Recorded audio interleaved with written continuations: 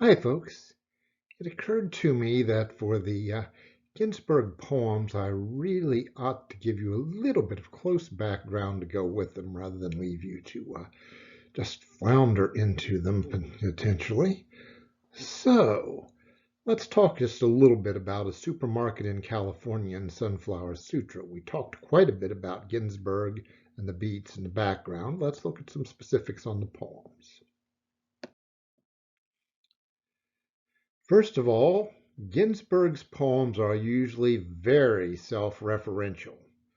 When you say the narrator in Ginsberg's poems, you mean Ginsberg, unless otherwise is directed, because yes, these are him. His supermarket in California is an imaginary, well, supermarket trip, playful one, as Allen Ginsberg, lonely, gay, in San Francisco in the mid-1950s, takes this imaginary trip into a neon fruit supermarket, looking for love, looking for acceptance, or a little bit of both, as we have both showing up here. And first of all, when you look at the poem, yes, the lines are that long.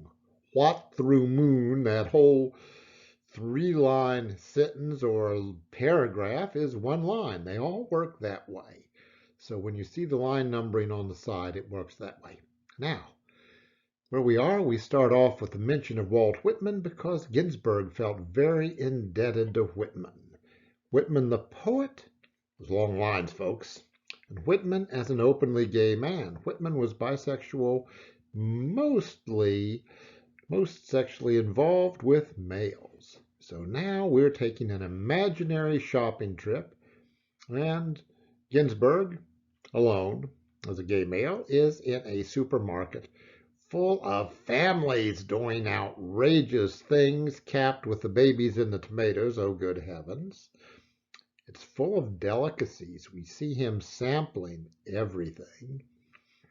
He has this bit of fear. It's not safe being gay in the 50s, thus the store detective line. And there are no consequences in this particular neon supermarket. In the real world, we pay for our play. Ginsberg never passes the cashier. This is the magical thing. The ending? Well, loneliness, because the supermarket closes for the night. Ginsberg, as he walks through the suburbs, he's excluded, separated from the houses with the blue automobiles, from the suburban routine.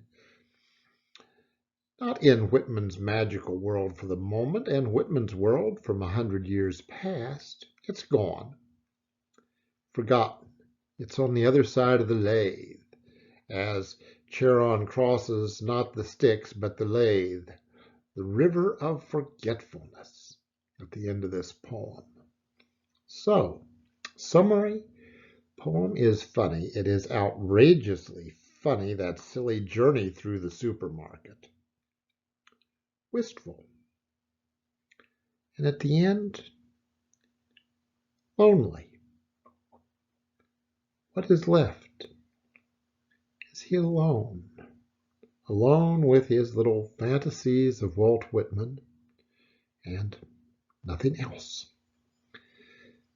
Think about it. Have fun with it. As for Sunflower Sutra, we can have fun with that too. It has its very funny moments, but it is a kind of Buddhist sermon, a sutra being that, and starts with Ginsberg and Jack Kerouac hungover in the late afternoon. Woo, you're putting on a bender if you're hungover at sunset. They're in or at the edge of a dump, beside the polluted river flowing into polluted San Francisco Bay. And there we are with all the trash and the old locomotive. And Allen Ginsberg finds a brown dead sunflower. And the sunflower inspires that sermon. Sermon in content, well, it has an ecology theme.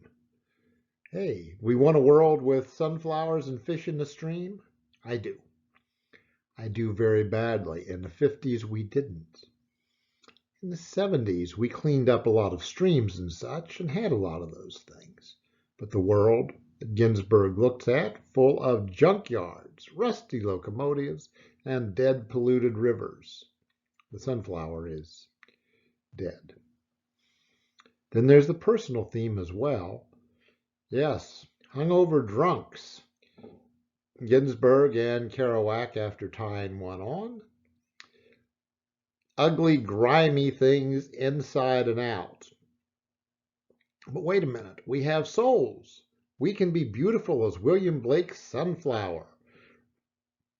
References to the Blake poem, Ah, Sunflower.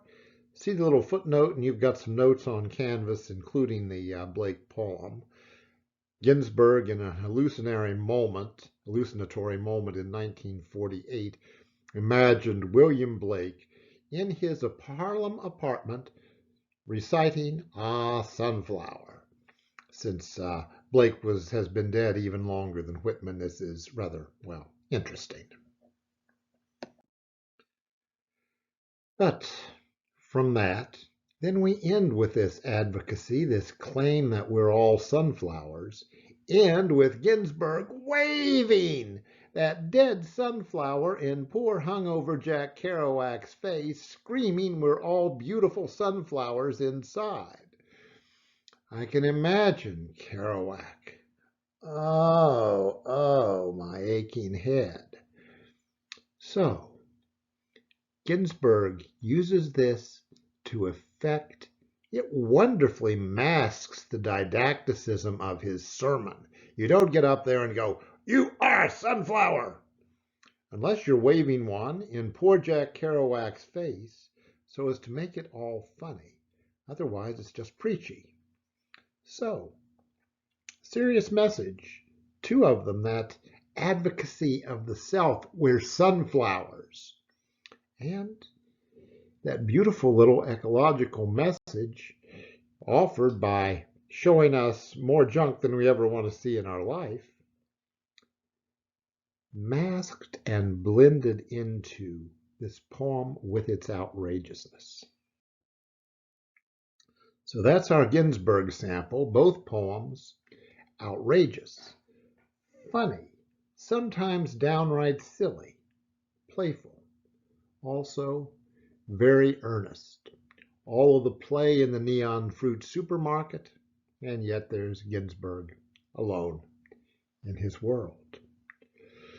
All of the silliness of the preposterousness of Ginsberg waving that dead sunflower like a scepter, going with a very, very earnest message. That describes Ginsberg in poetry and in life. Outrageous, silly, loved to, yes, provoke, and very earnest and serious to go with everything else that was flippant and outrageous. And that's our sample. Thanks, folks.